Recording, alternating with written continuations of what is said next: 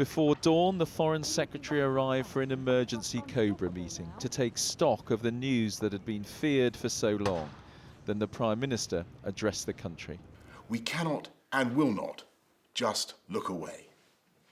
It's because we've been so alarmed in recent months at Russian intimidation that the UK became one of the first countries in Europe to send defensive weaponry to help the Ukrainians.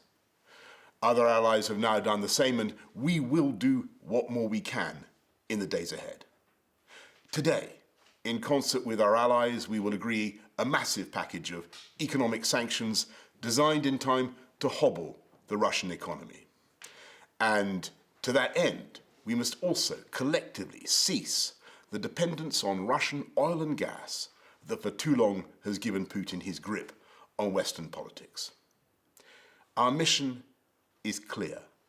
Diplomatically, politically, economically, and eventually militarily, this hideous and barbaric venture of Vladimir Putin must end in failure.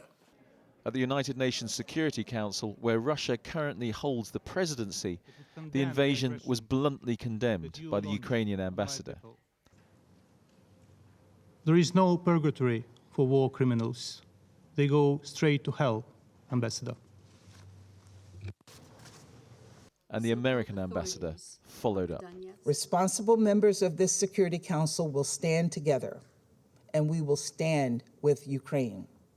And we will do so despite a reckless, irresponsible permanent member of the Security Council abusing its powers to attack its neighbor and subvert the UN and our international system. It's a time for Western unity, and in terms of words at least, that has been on display. We condemn this barbaric attack and the cynical arguments to justify it. It is President Putin who is bringing war back to Europe. And in these dark hours, the European Union and its people stand by Ukraine and its people. Ukraine is not a member of NATO, but its Secretary General made it clear this is a crisis for the alliance as well. This is the new normal for our security. Peace cannot be taken for granted. Freedom and democracy are contested by authoritarian regimes. Outside Downing Street, pro-Ukrainian demonstrators condemned Russia and urged the West to do more. Economic sanctions already announced are widely seen as too weak. This member of the Foreign Affairs Committee told us it's not too late to make them count. Absolutely not. Our job is to limit every possible bloodshed that we can, and we absolutely can do that, and we can escalate.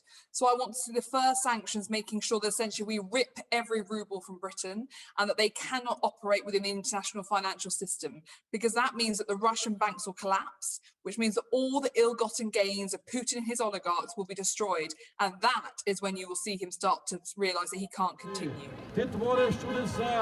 Some are hoping prayer will help their country.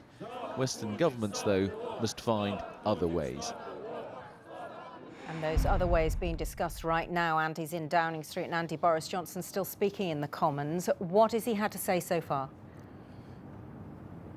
Well, Sian, what he said is that Britain is going to introduce by far the biggest set of economic sanctions against Russia that has ever been seen. And essentially the focus of those measures is to deny to the Russian banking sector any access to the UK economy, essentially to try and prevent Russia being able to raise any money on UK financial markets. And he's targeting one of the biggest banks, known as VTB, as well. Here is what the Prime Minister has just had to say.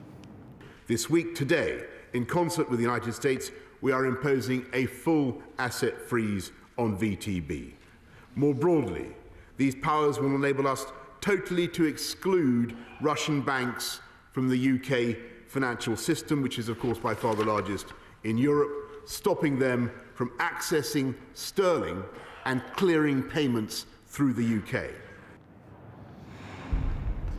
Now, he's announced in all 10 significant measures to take financial, economic action against Russia, including sanctions against individuals. And he's announced the setting up within the National Crime Agency of a kleptocracy cell designed to go after Russian oligarchs who have brought money into the UK. It is all part of the plan to try and bring maximum pressure on President Putin and his allies.